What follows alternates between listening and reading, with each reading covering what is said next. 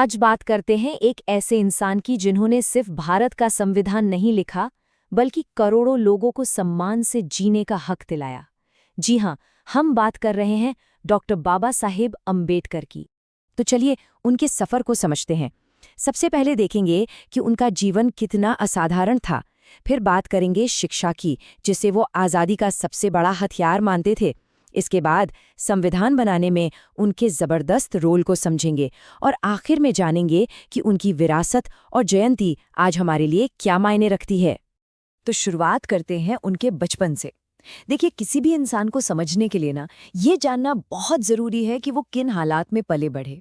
और बाबा साहेब का बचपन, वो तो संघर्षों की एक जीती जागती कहानी थी।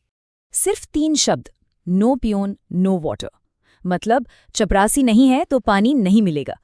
सोचिए, एक छोटे से बच्चे के लिए ये सुनना कितना दर्दनाक होगा।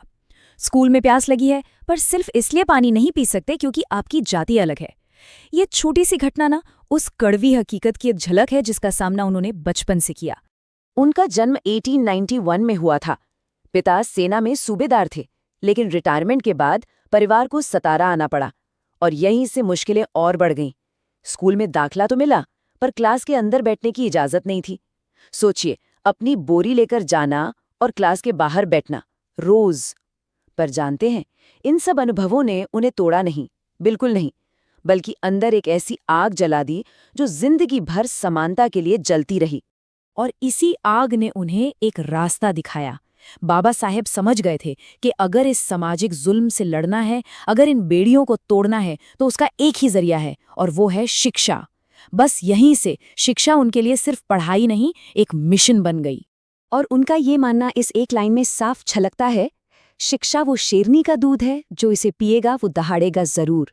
क्या जबरदस्त बात है। मतलब साफ था, पढ़ाई सिर्फ जानकारी के लिए नहीं है, ये हिम्मत देती है, अन्याय के खिलाफ आवाज उठाने की ताकत देती है। और वो सिर्फ बातें नहीं करते थे, उन्होंने इसे जी कर दिखाया। देखिए जरा, बॉम्बे यूनिवर्सिटी से बीए, फिर अमेरिका की कोलंबिया यूनिवर्सिटी से एमए और PhD, London school of economics से डीएससी, और तो और बैरिस्टर भी बने। संस्कृत, पाली, फ्रेंच, जर्मन, कुल 9 भाषाएं जानते थे। मतलब वो खुद ज्ञान का एक चलता फिरता समंदर थे, अपने जमाने के सबसे ज्यादा पढ़े लिखे लोगों में से एक। तो इतनी पढ़ाई का मतलब क्या था उनके लिए? सिर्फ एक अच्छी नौकरी? नहीं, बिल्कुल नहीं। उनके लिए शिक्षा का असली मकसद था लोगों को अज्ञान के अंधेरे से बाहर निकालना, एक साइंटिफिक सोच, एक तर्क करने की क्षमता पैदा करना, और सबसे जरूरी, इंसान के अंदर आत्मसम्मान जगाना, ताकि वो किसी भी अन्याय के सामने सिर झुका कर ना जिए। तो अब ज्ञान का ये हथियार तैयार था, और अब बारी थी इतिहास के सबसे बड़े कामों में से एक की, एक नए आजाद भारत का भविष्य लिखने की, उसका संविधान बनाने की। 2 साल 11 महीने और 18 दिन, ये सिर्फ तारीखें नहीं है, ये उस मेहनत, उन बहसों, उन रातों की कहानी है जो डॉक्टर अंबेडकर ने ड्राफ्टिंग कमेटी के चेयरमैन के तौर पर भारत का संविधान तैयार करने में लगाई। और इस संविधान ने किया क्या? इसने सब कुछ बदल दिया। जरा सोचिए, एक तरफ था वो भारत जहां छुआछूत कानूनी तौर पर थी, जहां जन्म से ही तय हो जाता था कि कौन ऊंचा है और कौन नीचा, और दूसरी तरफ आया ये संविधान जिसने छुआछूत को खत्म किया, हर नागरिक को बराबर के मौलिक अधिकार दिए, हर किसी को वोट का हक दिया। ये एक कागज का टुकड़ा नहीं था, ये एक सामाजिक क्रांति थी। पर एक बहुत चौंकाने वाली बात उन्होंने कही थी।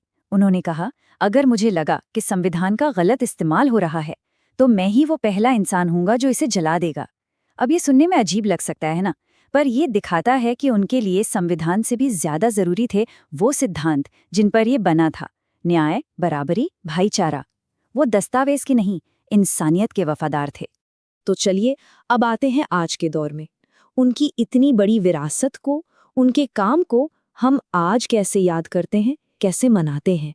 तो सवाल उठता है कि हम जयंती मनाते ही क्यों हैं? क्या ये सिर्फ एक छुट्टी का दिन है? नहीं। 14 अप्रैल को अंबेडकर जयंती मनाना मतलब सिर्फ उनका जन्मदिन याद करना नहीं है। ये उनके विचारों को, उनके संघर्ष को सलाम करने का दिन है। ये एक मौका है खुद को याद दिलाने का कि हमें किस रास्ते पर चलना है। और सबसे मजेदार बात यह है कि उन्हें याद करने का तरीका भी वक्त के साथ कितना बदल गया है। पहले का दौर था जब भाषण होते थे, सभाएं होती थी, मूर्तियों पर फूल चढ़ाए जाते थे, और आज की पीढ़ी उन्हें सोशल मीडिया पर याद करती है।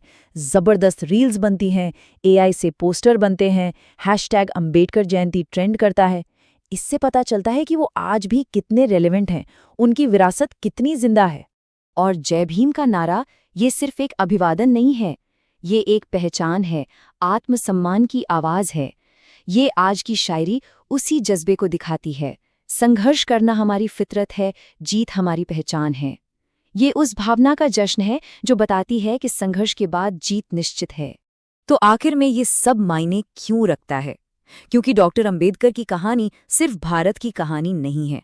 ये इस बात का सबूत है कि शिक्षा में कितनी ताकत होती है, कि मुश्किलों से लड़कर इंसानियत के हक के लिए कैसे खड़ा हुआ जाता है। उनका जीवन पूरी दुनिया में बराबरी और न्याय के लिए लड़ रहे लोगों के लिए एक प्रेरणा है। वो कहते थे जिंदगी लंबी नहीं महान होनी चाहिए, और उन्होंने वाकई एक महान जिंदगी जी। उनकी ये बात हमें एक सवाल के साथ छोड़ जाती है कि हम अपनी जिंदगी को सिर्फ जी रहे हैं या उसे महान बनाने की कोशिश कर रहे हैं। इसका असर, इसकी गहराई कितनी